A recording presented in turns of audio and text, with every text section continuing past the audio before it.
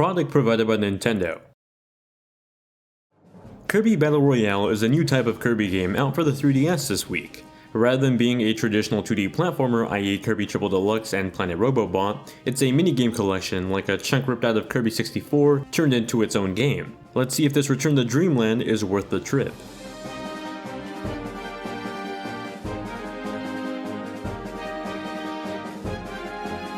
Kirby Battle Royale has a simple premise that's really only there to explain the multiple versions of Kirby as well as the whole reasoning behind them playing minigames together. One day King DDD holds a competition in the form of a minigame collection where the winner of the tournament wins the world's most delicious cake. Kirby and his buddy Waddle Dee decide to enter the tournament and their competition is ironically copies of Kirby. King DDD had created a machine that can form copies of Kirby in different colors and abilities. With all the competitors ready to go, it's time for the Battle Royale. All of course in the name of delicious cake. It's a minimal story as compared to the other mainline Kirby games, a story that sounds like it was ripped out of the episode from Kids Next Door where the delightful children from down the lane won't share their birthday cake.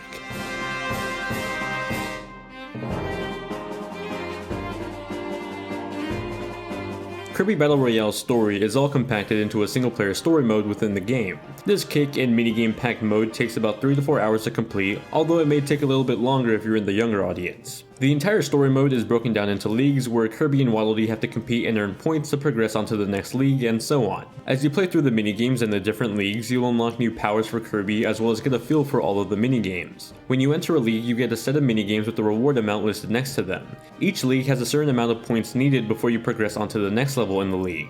When you begin a minigame, you'll have to choose which power out of 15 you'll want to use, and this is where some players will feel a little bit off with this Kirby game. In this Kirby game, Kirby can't copy abilities. The ability you choose for said minigame is the one you're stuck out throughout that said minigame. I think this is why the story mode feels like an extravagant tutorial. The story mode starts off with a tutorial that explains the button layout for Kirby, and that just opens up to learning about all the minigames and powers you'll have at your disposal in the multiplayer game. It's very much like Splatoon 1 and 2 story mode, only this time with less memorable boss fights and an even more minimal story. That's not to say that the gameplay isn't fun though, because it is, it's just short and the fun varies among the minigames. There's a total of 10 minigames. Battle Arena is a straight off fight between copies of Kirby's utilizing one specific power. Apple Scramble has your team collecting apples from the wispy woods and throwing them into your team's shoe. Attack Riders has you fight for coins on a circular stage while also being able to hijack vehicles to run enemies over. Coin Clash is a game of collecting coins while a spooky ghost tries to steal them from everyone. Rocket Rumble is a game of collect and sabotage as you collect fuel for your ship and occasionally steal from enemies too. Crazy Theater is pretty much a WarioWare game where you have to answer questions with an action, like step on a card with the correct number of apples that are on stage right now. Robo-Bonkers has you fight over rockets that you pick up and throw into cannons that are then fired towards a giant robot monkey in the middle of the stage. Flag Ball is a team game where you fight over a ball and try to throw it at your own flag post. Lastly, there's Slam Hockey and Or Express.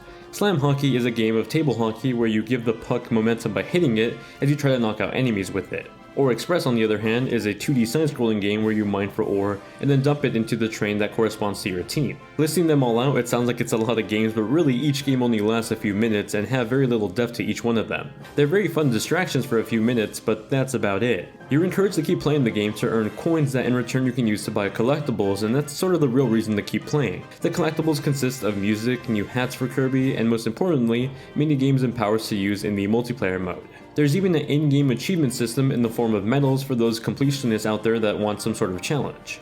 The rest of the game is essentially mini-games from the story mode put into multiplayer sections, both locally and online.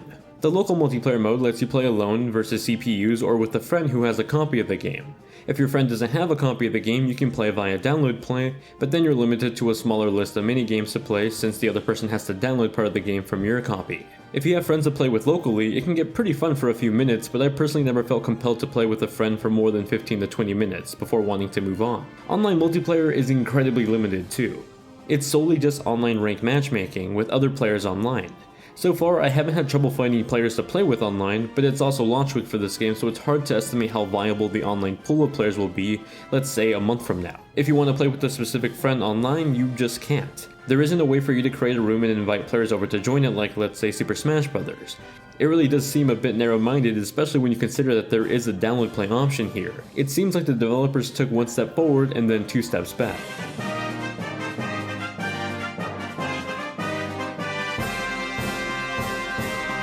Kirby Battle Royale is a pretty looking game.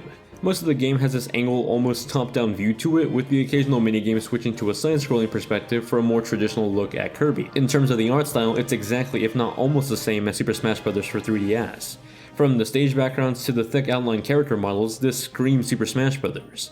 It looks like the main models run at 60 frames per second, while the background models like the Waddle Dees and the crowd stands move at 30 frames per second and lose the thicker outline altogether. It really does seem like a smart move to keep the player's eye on the right models on display rather than the background. Overall, Battle Royale is definitely a nice looking game, but I really don't appreciate the lack of a 3D mode.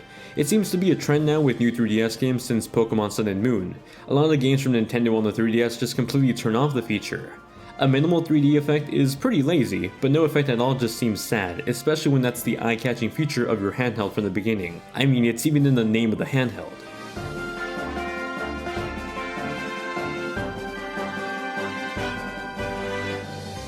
Kirby Battle Royale has a fun and upbeat soundtrack.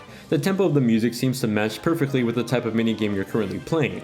For example, the crazy theater music has a slower tempo to it that plays well with the slight time needed to figure out the answer to the question being asked for the minigame. Likewise, the music that plays during the intro to a minigame has this epic guitar riff behind it that gets you pumped up for the game to come.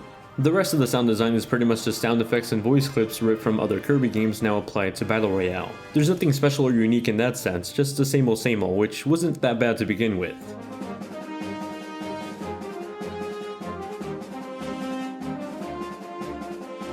In conclusion, Kirby Battle Royale is just alright, that's it. It's not bad, but it's not great either, it's just average.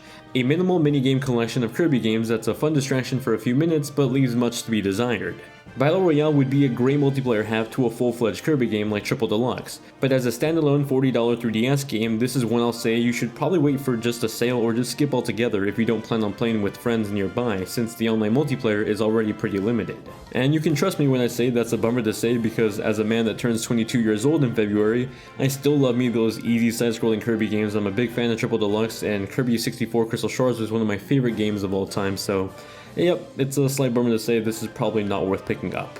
But that does it for my review of Kirby Battle Royale. Let me know if you have any questions about the game that I may have missed in this review in the comment section down below, or you're free to hit me up on Twitter, Instagram, or Snapchat for a much faster response. Speaking of social networks, feel free to hit me up on social networks in the description down below. A lot of you guys have been messaging me on Twitter and Snapchat to do a vlog, and I don't plan on doing a vlog, but Snapchat and Instagram stories are pretty much the best way to get that whole vlog thing from me at the moment.